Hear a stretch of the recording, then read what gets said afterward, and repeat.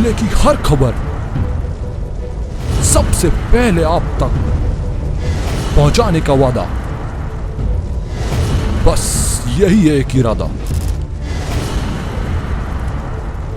आज ही लगाए अपना पद्मेश डिजिटल सेटअप।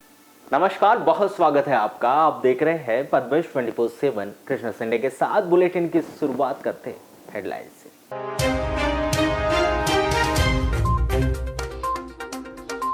शासकीय योजनाओं का क्रियान्वयन ठीक ढंग से नहीं कर पाने पर जिला पंचायत सीईओ ने ग्रामीणों की शिकायत पर कायदी के सरपंच और उप सरपंच को किया पद से पृथक। सरपंच और उप सरपंच के द्वारा बरती जा रही थी अनियमितता।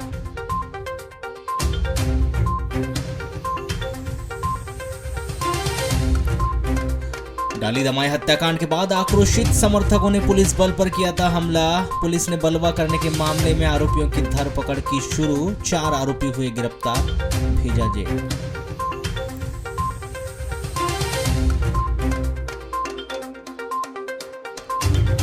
रोजगार सहायकों ने 13 माह से शुरू की अनिश्चितकालीन हड़ताल से लाडली बहना योजना का सर्वे कार्य हो रहा है प्रभावित, हितग्राही हो रहे परेशान।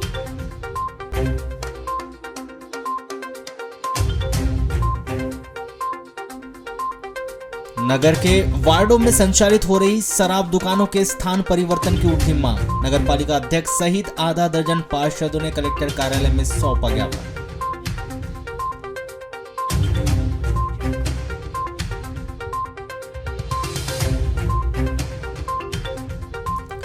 शादी तय होने पर मानसिक तनाव में आकर युवती ने फांसी लगाकर की आत्महत्या। खैरलांजी थाना क्षेत्र के ग्राम सीवन घाट की घटना, जांच में जुटी पुलिस।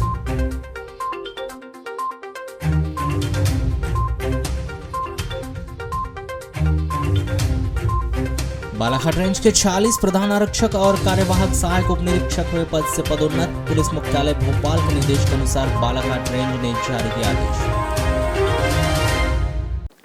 सरकारी कर्मचारी घोषित करने, नियमितीकरण सहित वर्षों से लंबित अपनी विभिन्न मांगों को लेकर कई बार किए गए धरना प्रदर्शन आंदोलन के बाद भी आंगनबाड़ी कार्यकर्ता सहायिकाओं की वर्षों से लंबित मांगे शासन के द्वारा पूरी नहीं की गई, जिससे नाराज संगठन ने पूरे प्रदेश में 15 मार्च से सामूहिक अवकाश पर रहकर कलम बंद अनिश्चितकालीन हड़ताल का ऐलान किया है। जहां आंगनबाड़ी कार्यकर्ता एवं सहायिका एकता यूनियन मध्य प्रदेश सीटू के आह्वान पर केवल बालाघाट जिला ही नहीं बल्कि संगठन से संबंधित संपूर्ण मध्य प्रदेश के आंगनबाड़ी कार्यकर्ताओं, सहायिकाओं और मिनी आंगनबाड़ी कार्यकर्ताओं के द्वारा जिले भर के समस्त परियोजना कार्यालय के समक्ष अनिश्चितकालीन कलम बंद हड़ताल शुरू की जाएगी, जिसकी तमाम जानकारी सीटू संगठन के जिला अध्यक्ष YR बिसेन के द्वारा कलेक्टर और जिला कार्यक्रम अधिकारी को पत्र प्रेषित कर दी गई है, जहां उन्होंने मांग पूरी न होने पर संपूर्ण प्रदेश में उनकी यह कलम बंद अनिश्चितकालीन हड़ताल जारी रखने की चेतावनी दी है। कार्यकर्ता सहायिका एकता यूनियन मध्य प्रदेश सीटू के द्वारा की ओर से मैं कामरेड YR बिसेन, जिला अध्यक्ष सीटू, कलेक्टर महोदय एवं जिला कार्यक्रम अधिकारी को ज्ञापन देने आए कि कल से आंगनबाड़ी कार्यकर्ता, सहायिका, मिनी आंगनबाड़ी कार्यकर्ता, कर्मचारी, अधिकारी की कलमबंद हड़ताल है। हट्टा पुलिस ने एक नाबालिग लड़की को शादी का प्रलोभन देकर भगा कर ले जाने और उसके साथ दुष्कर्म करने के आरोप में आरोपी आशीष पिता उदयलाल शेरवार 20 वर्ष ग्राम भालवा थाना किरणापुर निवासी को गिरफ्तार कर लिया है, जिसे न्यायिक अभिरक्षा में जिला जेल भिजवा दिया गया। प्राप्त जानकारी के अनुसार यह नाबालिग लड़की हट्टा थाना क्षेत्र की है। ग्राम में आशीष के रिश्तेदार रहते, जहां पर उसका आना जाना होते रहता था। इस नाबालिग लड़की का मकान भी आशीष के रिश्तेदार के घर के पास ही है। आशीष जब भी अपने रिश्तेदार के घर आता था तब वो लड़की से मिलते रहता था। इस दौरान दोनों के बीच प्रेम संबंध बन गए। इस प्रेम संबंध के चलते आशीष इस लड़की को अपने साथ ले जाकर उसके साथ शारीरिक संबंध बनाते रहता था। घटना 4 नवंबर 2022 से 27 नवंबर 2022 के दरमियान हुई। प्रेम संबंध के चलते यह लड़की गर्भवती हो गई थी, जिसे आशीष ने अबॉर्शन करवाने के लिए टेबलेट लाकर दिया था। टेबलेट खाने के बाद लड़की की तबीयत बिगड़ गई थी, जिसे जिला अस्पताल बालाघाट में भर्ती किया गया था, जहां पर डॉक्टर के द्वारा चेक करने पर उसे गर्भवती होना पाया गया। इस मामले की सूचना बालाघाट थाने में दी गई थी। बालाघाट पुलिस ने इस मामले में आशीष के विरुद्ध धारा 363, 366, 376 2N भारतीय दंड विधान की धारा 5(1)(2)(6 लैंगिक अपराधों से बालकों का संरक्षण अधिनियम के तहत अपराध दर्ज कर पुलिस जारी अग्रिम कार्रवाई हेतु पुलिस थाना हटवा पुलिस थाना हट्टा भिजवा दी गई थी। हट्टा पुलिस ने इस अपराध कायम कर विवेचना करते हुए इस मामले में आशीष खिरवार को गिरफ्तार करके 14 मार्च को बालाघाट की अदालत में पेश कर दिया, जहां से उसे न्यायिक अभिरक्षा में जिला जेल भिजवा दिया गया है। बालाघाट जिले के आदिवासी बाहुल्य बैहर तहसील के अंतर्गत आने वाले वन ग्राम पंचायत धीरी में स्कूल भवन विगत 3 वर्षों से जर्जर है। विद्यालय भवन जर्जर होने के कारण ग्राम पंचायत के सामुदायिक भवन में बच्चों को शिक्षा ग्रहण करने के लिए वे मजबूर है। शासकीय माध्यमिक विद्यालय जो कि विगत 3 वर्षों से जर्जर अवस्था में पड़ा है। 150 आदिवासी बच्चे सामुदायिक भवन में पढ़ने के लिए मजबूर है। जिला कलेक्टर तथा जिला शिक्षा अधिकारी को पूर्व में ज्ञापन देने के बावजूद भी मामले को दरकिनार किया जा रहा है, जिसको लेकर ग्रामीणों की बैठक हुई। बैठक में आगामी रणनीति को लेकर विचार विमर्श किया गया, जिसमें ग्रामीणों ने कहा कि आगामी आंदोलन राष्ट्रीय क्रांति मोर्चा सामाजिक संगठन बालाघाट के बैनर तले गढ़ी में होगा, जिसके पूर्व जिला प्रशासन को ज्ञापन के माध्यम से अवगत कराया जाएगा। शासकीय माध्यमिक विद्यालय का भवन क्षतिग्रस्त हो चुका है। उनके द्वारा प्रशासन को प्रस्ताव भी दिया गया था। क्षेत्रीय विधायक को ज्ञापन के माध्यम से अवगत भी कराया गया, परंतु अति गंभीर शिक्षा से जुड़ी हुई परेशानी आज दिनांक तक हल नहीं हो पाया।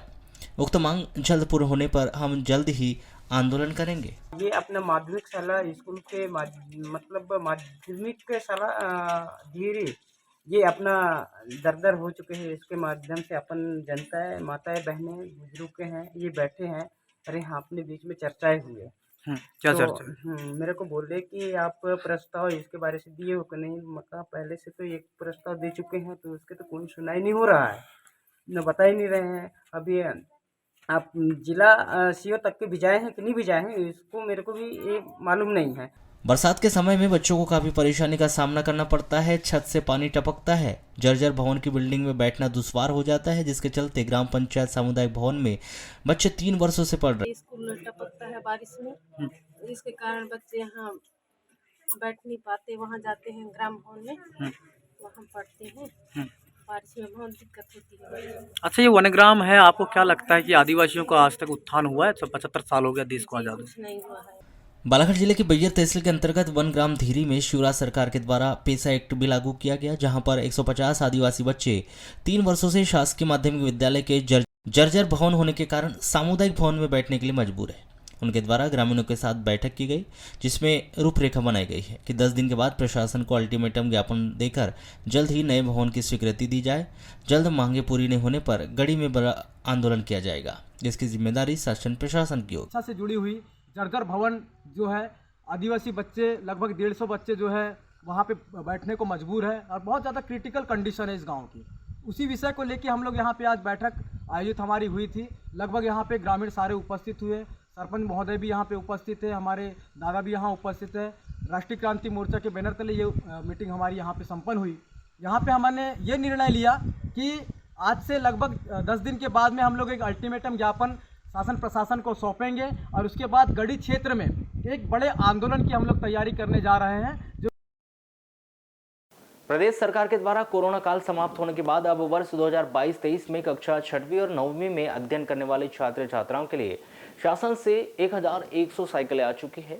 नगर मुख्यालय स्थित शासकीय एकीकृत माध्यमिक स्कूल लालबरा में कक्षा 6वीं व 9वीं में अध्ययनरत छात्र छात्राओं को साइकिल वितरण करने के लिए आई है। साइकिलों को उत्तर प्रदेश से पहुंचे कारीगरों के द्वारा तैयार किया जा रहा है। साइकिलें तैयार हो जाने के बाद जल्द ही स्कूलों के माध्यम से छात्र छात्राओं को साइकिलों का वितरण किया जाएगा। नगर मुख्यालय स्थित शासकीय एकीकृत माध्यमिक स्कूल लालबरा में कक्षा 6वीं और 9वीं में अध्ययनरत छात्र छात्राओं को साइकिल वितरण करने के लिए आई साइकिलों को उत्तर प्रदेश से पहुंचे कारीगरों के द्वारा तैयार किया जा रहा है। साइकिलें तैयार हो जाने के बाद जल्द ही स्कूलों के माध्यम से छात्र छात्राओं को साइकिलें वितरित कर दी जाएगी। आपको बता दें कि 2 वर्ष से निःशुल्क साइकिल वितरण योजना के तहत कक्षा 6वीं और 9वीं में दूर दराज से आने वाली छात्र छात्राओं को साइकिल का वितरण नहीं किया गया था। कोरोना काल के चलते और 2 वर्षों से साइकिल का इंतजार कर रहे हैं विद्यार्थियों का सपना अब पूरा होने वाला है। ऐसे साइकिल का जो काम किया जा रहा है, कब आई साइकिल स्कूल की और कब तक निर्माण कार्य पूर्ण हो जाएगा? ये तो हो गया 10 दिन हो गया आए हुए। तो आप कब से काम चालू कर रहे हो? काम तो किए, आज 3रा दिन है। अच्छा, तैयार कर रहे हैं कि साइकिल को? हाँ, तैयार करने के लिए।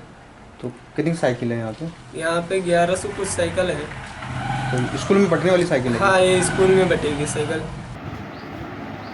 साइकिल हमारे पास पहुँच चुकी है और उनको कसने का काम प्रारंभ है। जैसे ही साइकिल पूरी कस जाएगी और हमारे को हैंड ओवर करेंगे। उसके बाद से 9th की साइकिल और 6th की साइकिल, सबसे 9वीं की साइकिल हमारे द्वारा वितरित की जाएगी। 4 लोग लेके जाएंगे और अपने विद्यालय में वितरण करेंगे। पुलिस मुख्यालय भोपाल के निर्देश के अनुसार बालाघाट रेंज के 46 प्रधान आरक्षकों को कार्यवाहक सहायक उप निरीक्षक के पद पर पदोन्नत किया गया है। 13 मार्च को यह पदोन्नति आदेश पुलिस उप महानिरीक्षक अनुराग शर्मा बालाघाट रेंज के द्वारा जारी किया गया। प्रधान आरक्षकों से कार्यवाहक सहायक उपनिरीक्षक के पद पर पदोन्नत। प्रधान आरक्षकों में कार्यवाहक सहायक उपनिरीक्षक के पद पर हुए पदोन्नति के पश्चात उनका बालाघाट रेंज में ही स्थानांतरण भी किया गया, जिसमें शिव शंकर राजपूत मंडला से बालाघाट, गुलाब सोनेकर बालाघाट से मंडला, उमेलाल झूलातोड़े बालाघाट से मंडला, अशोक द्विवेदी मंडला से बालाघाट, मदन नामदेव मंडला से बालाघाट, नारायण कार्तिकेय बालाघाट से डिंडोरी, हेमंत कुमार कुंजाम बालाघाट से बालाघाट, कुंवर टेकाम बालाघाट से बालाघाट, मुकेश पुरी गोस्वामी बालाघाट से बालाघाट, जयवंत लिल्लारे, धनेश कुमार बलके, लकेश कुमार देशमुख, दुर्गा प्रसाद जिजोते, विजय कुमार पटले, सुरेश कुमार लिंगैया, अनिल कुमार मडामे, दिनेश कुमार छिपेश्वर, श्रीमती सत्यशिला वासनिक बालाघाट से बालाघाट, झम्मूलाल सैयाम मंडला से बालाघाट, विक्रम सिंह मंडला से बालाघाट, प्रताप पनगरिया मंडला से बालाघाट, लाल सिंह वायाम मंडला से मंडला, शिव प्रशांत गोंड मंडला से बालाघाट, शैलेंद्र कुमार शुक्ला बालाघाट से बालाघाट, रतिराम आर्मो मंडला से बालाघाट, भीमराव कनोजे मंडला से डिंडोरी, दयाल सिंह मरावी डिंडोरी से बालाघाट, राजाराम आर्मो डिंडोरी से मंडला, चंद्र सिंह डिंडोरी से बालाघाट, चेतराम परस्ती डिंडोरी से बालाघाट, रमेश चंद्र डिंडोरी से मंडला, सोन सिंह मरकाम डिंडोरी से मंडला, साधु सिंह डिंडोरी से बालाघाट, राजेंद्र सिंह धुर्वे डिंडोरी से बालाघाट, महेंद्र कोशाम डिंडोरी से मंडला, अरविंद सिंह श्याम डिंडोरी से मंडला, शिव कुमार बनवासी डिंडोरी से मंडला, बलवीर सिंह मरावी, मानसी मरावी डिंडोरी से बालाघाट, बुद्धसेन नेटी डिंडोरी से बालाघाट, माया मार्को डिंडोरी से मंडला, पप्पू सिंह श्याम डिंडोरी से मंडला, फुल सिंह मरकाम डिंडोरी से मंडला, रंजीत सिंह सरैया डिंडोरी से मंडला, दिलीप कुमार निकोसे डिंडोरी से मंडला और दुर्गा प्रसाद सिवाले बालाघाट से बालाघाट में पदस्थ किया गया है। जनपद पंचायत लालबर्रा के मनरेगा के ग्राम रोजगार सहायक संगठन के पदाधिकारियों ने 13 मार्च को जनपद पंचायत पहुंचकर मुख्य कार्यपालन अधिकारी को ज्ञापन सौंपकर 13 मार्च से 18 मार्च तक सामूहिक अवकाश व अनिश्चितकालीन हड़ताल पर जाने की सूचना देकर अवकाश व हड़ताल पर चले गए। रोजगार सहायकों के 5 दिनों के सामूहिक अवकाश व अनिश्चितकालीन हड़ताल पर चले जाने के कारण जिन पंचायतों में रोजगार सहायकों के पंचायत सचिव का प्रभार है, उक्त पंचायत के हितग्राहियों व ग्रामीण जनों को खास जन कल्याण योजनाओं का लाभ लेने सहित अन्य आवश्यक काम करवाने के लिए परेशानियों का सामना करना पड़ रहा है। शासन के द्वारा नई योजना प्रारंभ की गई है, मुख्यमंत्री लाडली बहना योजना, जिसका सर्वे कार्य रोजगार सहायक व सचिव को दिया गया है। वर्तमान में शासन के द्वारा मुख्यमंत्री लाडली बहना योजना के तहत हितग्राहियों का समग्र आईडी, आधार कार्ड का ई-केवाईसी पंचायत के माध्यम से किए जाने के निर्देश दिए गए।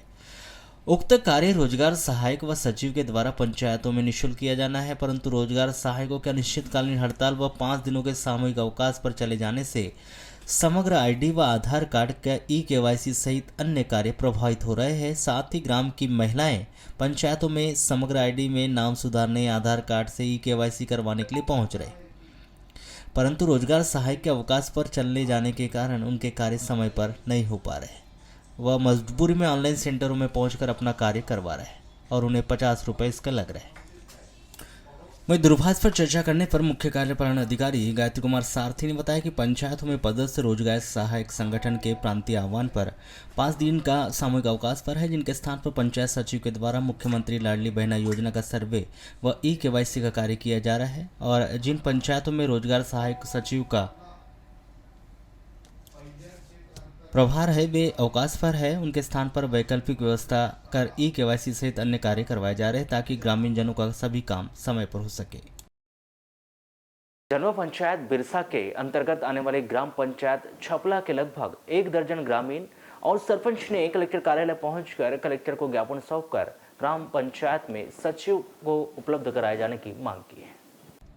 आपको बता दें कि जनपद पंचायत बिरसा के अंतर्गत आने वाली ग्राम पंचायत छपरा के लगभग 6 महीनों से स्थायी सचिव नहीं होने के कारण रोजगार सहायकों से काम लिया जा रहा है, किंतु अभी कुछ महीनों से रोजगार सहायक का स्वास्थ्य ठीक नहीं होने से ग्राम पंचायत में सचिव नहीं है, जिसके कारण ग्राम पंचायत के सरपंच के द्वारा जिला कलेक्टर से मांग की गई कि उनके पंचायत में सचिव नहीं होने से शासन की योजनाओं का क्रियान्वयन हेतु सभी काम रुके पड़े हुए, जिसको देखते हुए उनके द्वारा यह मांग की गई कि यदि ग्राम पंचायत में शीघ्र ही सचिव की नियुक्ति करवा दी जाती है तो शासन की योजनाओं का लाभ ग्रामीणों को दिलाया जा सकता है।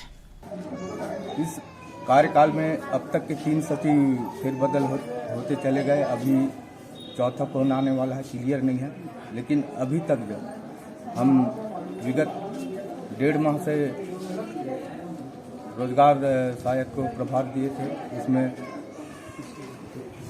इसको भी वहाँ से वित्तीय प्रभार से हटा दिया गया और अभी वित्तीय प्रभार में किसी को नहीं दिया गया है। वहीं जिला पंचायत क्षेत्र क्रमांक 24 के प्रतिनिधि डीएलसी मरकाम बताते हैं कि 7 से 8 माह से ग्राम पंचायत में सचिव नहीं होने से पंचायत का सफल संचालन नहीं हो पा रहा है, जिसके चलते अभी जो लाडली बहना योजना क्रियान्वित की जा रही है इसमें काफी दिक्कतों का सामना करना पड़ रहा है। जैसे कि मेरे क्षेत्र के अंतर्गत ग्राम पंचायत छपला में जो इस पिछले चुनाव बोले तो 7-8 माह से 3-3 सचिवों का प्रभार हो गया।